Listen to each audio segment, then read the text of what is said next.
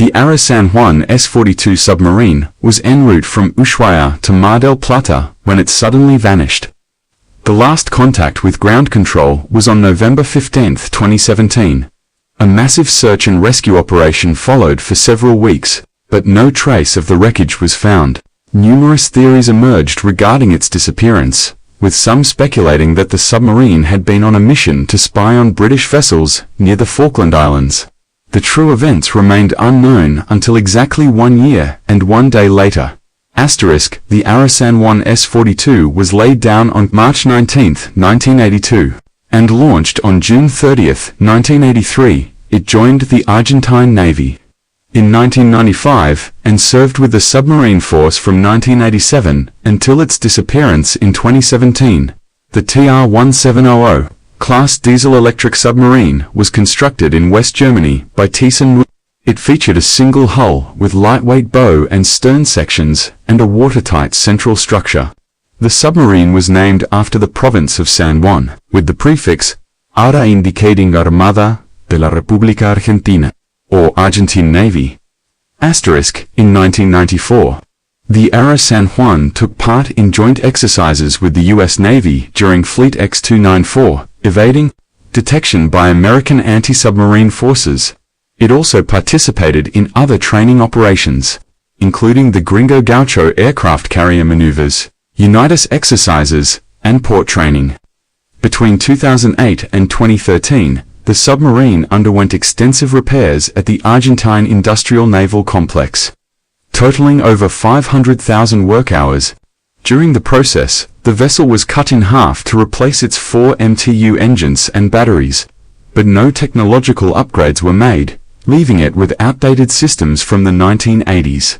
Defense Minister Oscar Aguad later stated that despite 625 repairs, the S-42 had not been restored to perfect condition. Later, the submarine was tasked with monitoring the exclusive economic zone near Puerto Madryn, focusing on combating illegal fishing activities. In late 2017, the vessel approached the area near the Falkland Islands. On November 4, second non-commissioned officer Roberto Daniel Medina sent a message to his sister Jessica, noting the presence of British and Chilean helicopters nearby, suggesting heightened activity in the region. 11 days later, the ARA San Juan disappeared. On November 15, 2017, the submarine vanished without a trace. The official announcement came 2 days later, even though search and rescue operations had already begun. The last known position was approximately 230 miles southeast of the San Jorge Gulf. The crew of 44 included Alana Krovchek, the first female submarine officer, in her first year aboard the vessel. The submarine had only 7 days' worth of oxygen, prompting an urgent rescue effort. The Argentine Armed Forces set up a central operations hub at the Mar del Plata Naval Base to support the sailors' families, including mental health professionals. The International Charter on Space and Major Disasters was activated on November 17, providing satellite coverage for humanitarian purposes. The following day, signals believed to be from the submarine were received via satellite phone, but these were later determined to be unrelated. Severe weather conditions hindered the search, and on November 20th, the Argentine Navy warned that the mission was entering a critical phase. They ruled out communication issues, stating the vessel would have returned to port if that were the case. Sonar equipment and US-dropped buoys detected noises similar to banging on a hull, but further analysis suggested a biological source.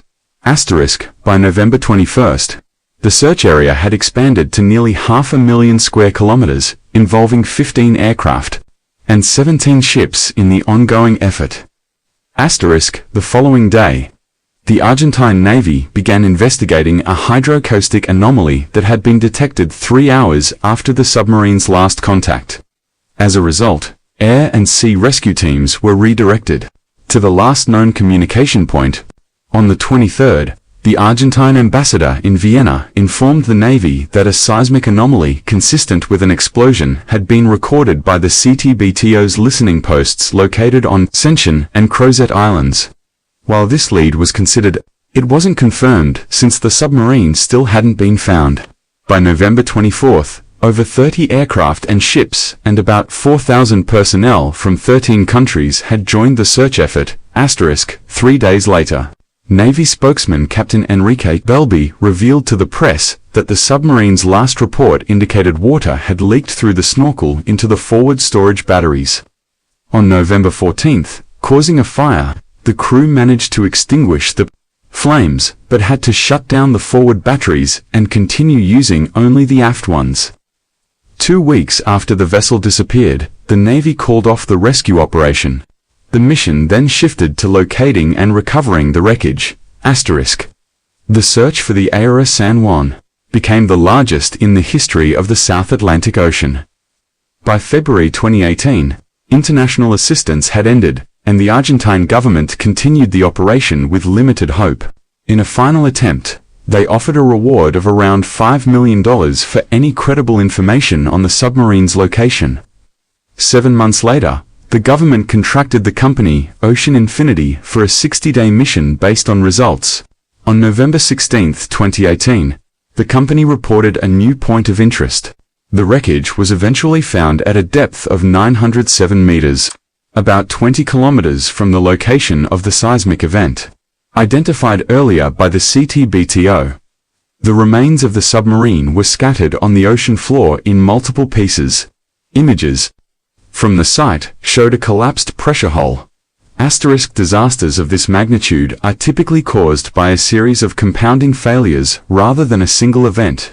The condition of the wreck ruled out an external attack, pointing instead to internal malfunctions. One theory suggested that water entered through a malfunctioning valve in the ventilation system, reached the battery compartments, and caused damage. Whether this was due to human error remained uncertain. It was believed that when the water reached one of the battery tanks, it triggered a buildup of hydrogen gas, resulting in a deflagration or rapid combustion without an explosion. This event would have killed the entire crew instantly and left the submarine drifting uncontrollably in deep waters. Marcelo Shrew, who was the Navy's chief of the General Staff at the time, was dismissed from his position. In a later statement, he claimed it was the result of a series of mistakes and expressed frustration with subordinates, who he said withheld information from him. Defense Minister Oscar Aguad also noted the submarine's poor condition and cited both technical and human failures. He mentioned that not enough attention had been given to the fire in the battery compartments and recalled a similar incident.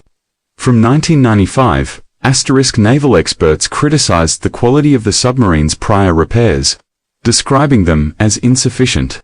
Other contributing factors included severe weather, inadequate crew training, and the lack of protocols for handling critical emergencies. Captain Balbi also addressed the message sent by Second Officer Roberto Daniel Medina to his sister, which referenced sightings of British helicopters in the area. Balbi explained that the region overlaps with Chilean and Argentine waters, particularly near the Beagle Channel, which often sees Chilean helicopters. He concluded that the report might have been a misunderstanding and emphasized that there were no political implications involved. Thank you for watching. If you found this story compelling, consider subscribing to our channel for more historical accounts. Let us know your thoughts about the disappearance of the ARA San Juan in the comments.